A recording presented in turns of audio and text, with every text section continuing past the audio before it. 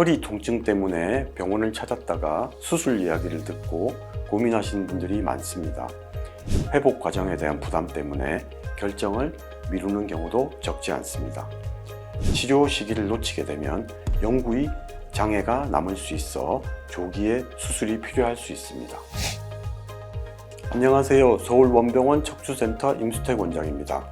저는 지난 25년간 최소 침습 척추 수술 방법, 즉 MIS를 중심으로 척추 질환을 연구하고 치료해 왔습니다. 최소 침습 척추 수술이란 척추 수술을 할 때 단순히 상처의 크기만 적은 것이 아니라 척추에 병이 있는 부분만 치료하고 정상 조직은 최대한 보존하는 치료 방법을 말합니다.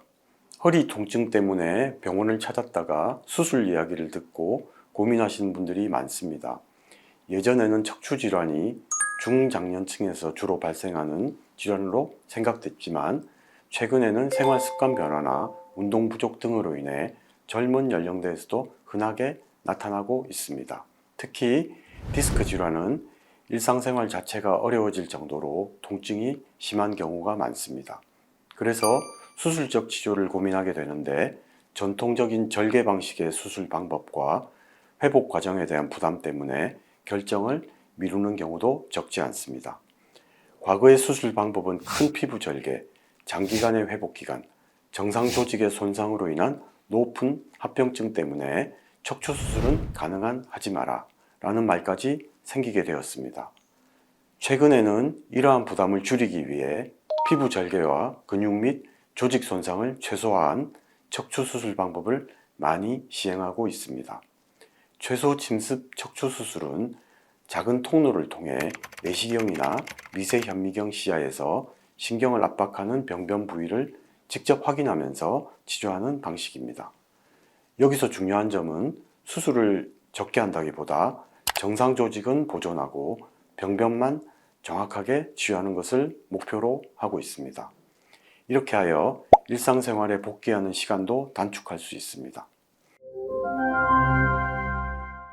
그렇다면 이 수술은 어떤 척추 질환에 적용할 수 있을까요?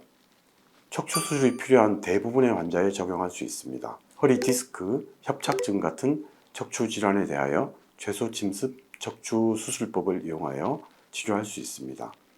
예를 들어 디스크가 한쪽으로 튀어나와 신경을 국소적으로 압박하고 있는 경우에는 내시경을 통해 해당 부위만 선택적으로 제거하는 방식이 효과적일 수 있습니다. 마찬가지로 협착증 초기 단계에서는 좁아진 신경 통로 중 필요한 부분만 감압해주는 치료가 가능합니다.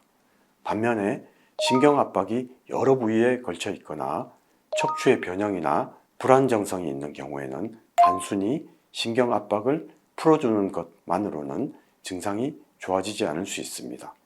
그래서 이런 경우에는 척추의 전체적인 형태와 정렬을 함께 고려한 척추 고정술과 같은 치료가 필요하게 됩니다. 최소 침습 척추 수술의 장점은 단순히 수술 상처가 적다는 것보다 근육과 정상 조직 손상을 줄일 수 있기 때문에 수술 후 통증 회복이 빠르다는 것입니다. 또 출혈이나 전신 합병증 발생 확률을 줄일 수 있어 고령 환자나 기존 질환이 있는 경우에도 하나의 치료 옵션으로 고려될 수 있습니다. 통증이 반복되거나 치료를 받아도 증상이 나아지지 않는 경우, 그리고 다리 저림이나 감각 이상, 힘 빠짐 같은 신경 증상이 동반되는 경우에는 신경 압박이 지속되고 있을 가능성이 높기 때문에 MRI 등의 정밀 검사를 통해 상태를 확인하고 정확한 진단을 하여 치료 방침을 결정하는 것이 가장 중요합니다. 특히 신경마비가 있거나 소대변 장애가 있는 경우에는 치료 시기를 놓치게 되면 영구히 장애가 남을 수 있어 조기에 수술이 필요할 수 있습니다. 척추 질환은 무조건 수술로 해결하는 것이 아니라 비수술 치료부터 단계적으로 접근하게 됩니다. 수술이 필요한 경우에도 환자 상태에 따라 가장 적합한 방법을 선택하는 것이 중요합니다.